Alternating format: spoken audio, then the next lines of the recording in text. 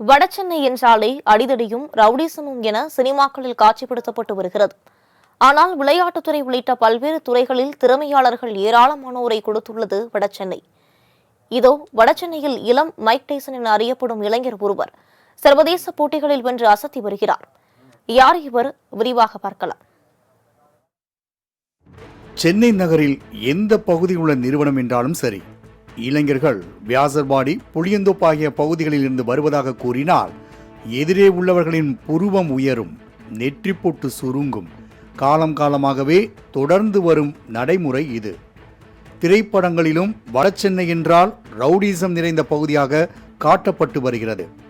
ஆனால் உண்மையிலேயே வடசென்னையின் அழகியலோடு திரையுலகில் வெளிப்படுத்தியது பா. ரஞ்சித் உள்ளிட்ட ஒரு சில இயக்குநர்கள் தான். வடசென்னையின் முகத்தை மாற்ற துடிக்கும் இளைஞர்கள் ஆயிரக்கணக்கானோர் இருந்திருக்க, அவர்களில் ஒருவர்தான் குத்துச்சண்டை வீரர் ராமகிருஷ்ணன்.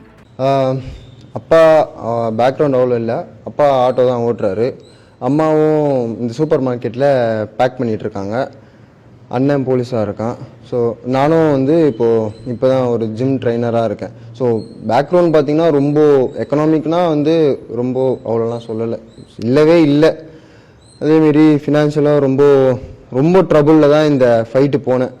ஸோ இப்போ இங்கேருந்து டெல்லி அதுக்கெலாம் ஃப்ளைட் சார்ஜஸ்லாம் நாங்கள் தான் பார்த்துக்கணும். ஸோ நான் அப்பாவால் ரொம்ப முடியல. அதுக்கப்புறம் கோச்சஸ் கிட்டே கேட்டு அவங்க தான் எனக்கு பர்சனலாக அவங்க ஃப்ளைட் டிக்கெட்லாம் போட்டு அங்கே அக்காமடேஷன்லாம் எடுத்து ரூம்லாம் எடுத்து கொடுத்தாங்க.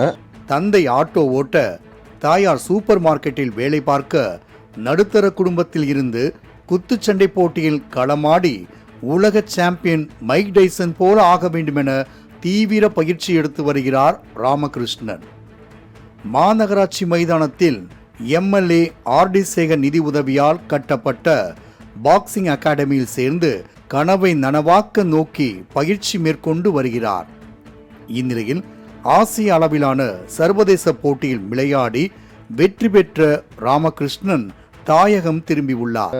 நம்ம கவர்மெண்ட்னு சொல்லணும்னா ஃபஸ்ட்டு எம்எல்ஏக்கு ரொம்ப தேங்க்ஸ் சொல்லணும். நான் ஃபஸ்ட்டு இந்த இடத்த அவர் கட்டி கொடுத்தது அவர் தான்.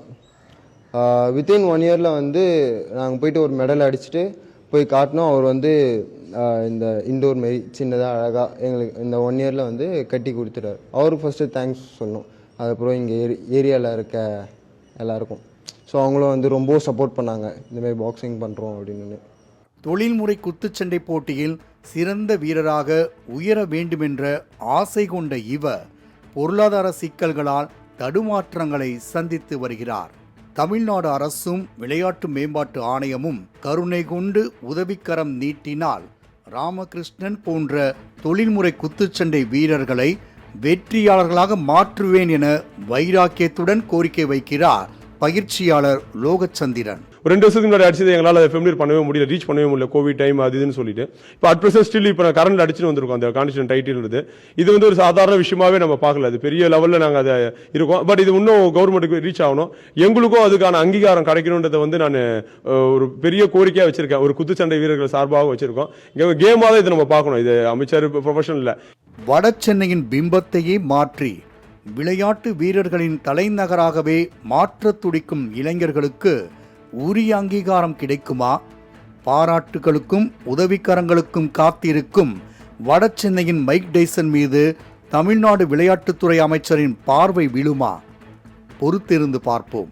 மாலை முரசு செய்திகளுக்காக ஒளிப்பதிவாளர் ஜெகதீஷுடன் செய்தியாளர் மணிகண்டன்.